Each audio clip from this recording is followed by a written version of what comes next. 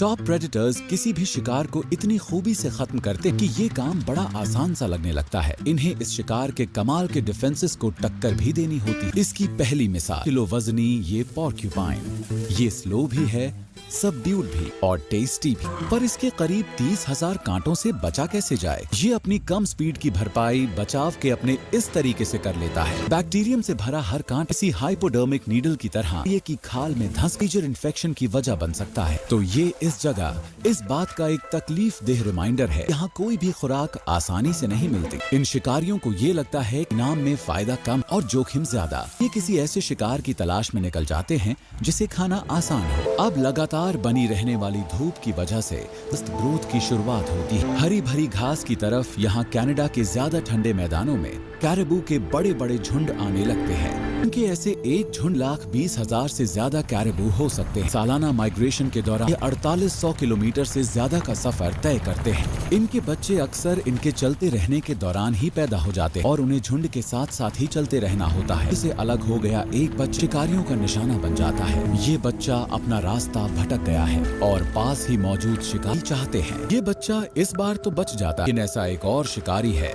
खतरनाक और हिम्मती। शायद ये यहाँ का सबसे खतरनाक शिकारी है।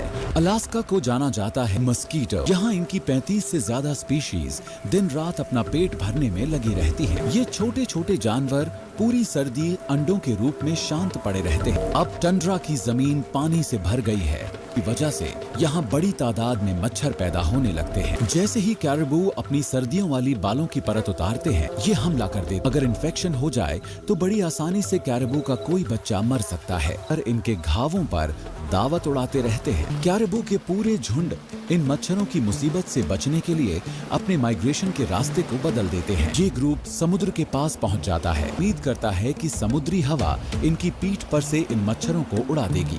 आर्कटिक ओशन में खड़े होने पर ज्यादा राहत नहीं मिलती। कोई भी जानलेवा जानवर इतना परेशान नहीं करता। अब इनके पास पानी में खुद को डुबो लेने के अलावा और कोई रास्ता नहीं। से बात बन जाती है, यहाँ का कोई भी जानवर मच्छर के खून चूसने से जुड़े हमलों से सेफ नहीं है। और जितनी जल्दी ये यहाँ नजर आते हैं, जल्दी गायब भी हो जाते हैं। ढेर सारे पानी से अलास्का को एक और सौगात मिलती। यहाँ की नदियाँ और जलधाराएं पिघली हुई बर्फ से भर जाती है। बसंत खत्म होते हो पानी तेजी से बहने लगता है। यहाँ 3 करोड़ से भी ज्यादा सॉक आई सैमन पैसिफिक के रास्ते पहुँचने लगती हैं। नदियों में ऊपर की तरफ उन्हीं जगहों की तरफ पहुँचने की कोशिश करती हैं जहाँ ये पहुँचती तो बड़ी तादाद में है, वापस कुछ ही लौट पाती है। रास्ते में इन्हें कई ऑब्स्टेकल्स मिलती हैं, डैम्स, डिजीज। ये इस जीव से किसी हालत में सामना नहीं करना चाहे। ब्राउन बेयर ये यहाँ का अल्टीमेट प्रेडेटर है। अडल्ट मेल्स के 10 सेंटीमीटर लंबे नॉन रिट्रैक्टेबल क्लॉज होते हैं। अपने शिकार को बखूबी फाड़ सकते। इनके 7.5 सेंटीमीटर लंबे केनाइन टीथ हैं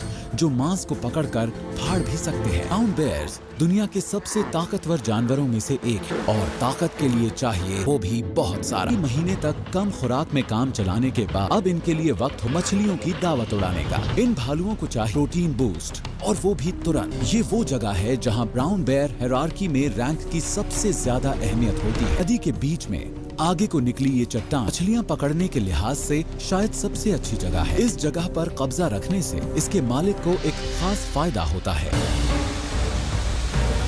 यहाँ मछलियां पकड़ने के लिए मेहनत की जरूरत के बराबर होती है। इस तरह से वजन बढ़ाना और एनर्जी बचाना एक ही वक्त में मुमकिन है।